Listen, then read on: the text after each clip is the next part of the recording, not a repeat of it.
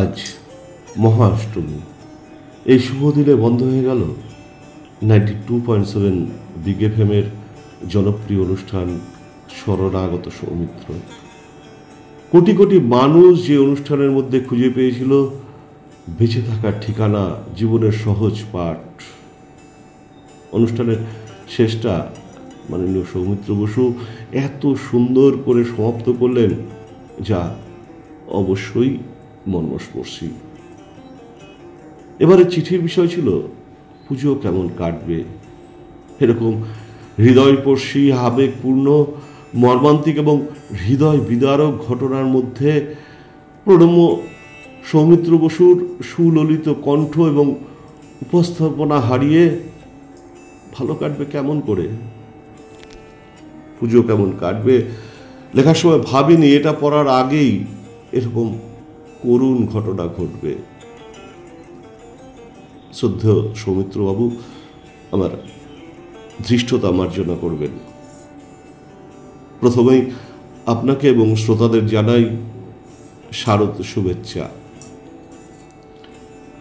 প্রথমে বলি, আজ থেকে ঠিক 100 বছর আগে অর্থাৎ 1925 খ্রিস্টাব্দে নেতাজি সুভাষচন্দ্র বসুর সহ অন্যান্য বিপ্লবীরা মায়ানমার মন্দালয় প্রধান কারাগারে জাতীয়তাবাদ ও আধ্যাত্মিক স্থিতিস্থাপকতার প্রতীক হিসাবে প্রথম দুর্গাপুজোর আয়োজন করেছিল। সেই শারদ উৎসবের উদ্যোগ স্বাধীনতা সংগ্রামীদের একটি গুরুত্বপূর্ণ সূচনা। দেশমাতার বীর সন্তানদের কারারুদ্ধ করে স্বাধীনতা সংগ্রাম দমন করা অসম্ভব, সেটা প্রমাণ করতে বর্বর ব্রিটিশ সরকারের অমানসিক অত্যাচার এবং কঠোর বিধিনিষেধের মধ্যে আত্মবিশ্বাস ও আধ্যাত্মিক চেতনা অটুট রাখতেই সেই উৎসবের আয়োজন। ব্রিটিশ সরকারের বিরুদ্ধে উৎসবটি বলিষ্ঠ পদক্ষেপে রূপায়িত হয়, যা স্বাধীনতা সংগ্রামের উজ্জীবিত করতে সক্ষম হয়। সেই পুজোর জন্য সরকারি অনুদান নিরূপিত হয়নি। বন্দীরা 140 টাকা সংগ্রহ করে এবং পুজোর খরচ বাবদ 800 টাকা চেয়ে আবেদন করে। বারবার ব্রিটিশ সরকার সেই অনুরোধ প্রত্যাখ্যান করে। অথচ সেই সময় বন্দীদের ক্রিসমাস উদযাপনের জন্য 1200 টাকা দেওয়া হতো।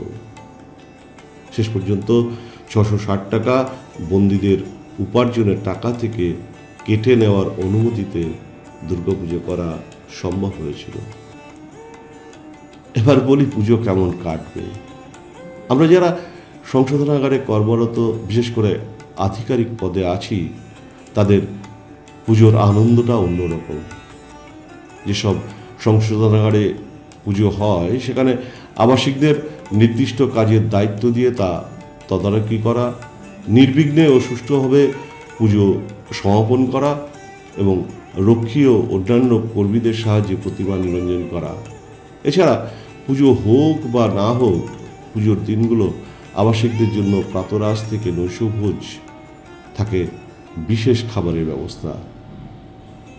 খাবারগুলো আর বলছি না। মূল কথা, পুজোর দিনগুলো আবাসিকদের মনে আনন্দ দান, ভালো কাটানোর প্রচেষ্টা, এর মধ্যে দিয়েই আমাদের পুজোর দিনগুলো কেটে যায়। সবাই ভালো থাকবেন, সুস্থ থাকবেন, পুজোর দিনগুলো সুন্দর হোক, পরমেশ্বরের কাছে এটাই প্রার্থনা করি। নমস্কার।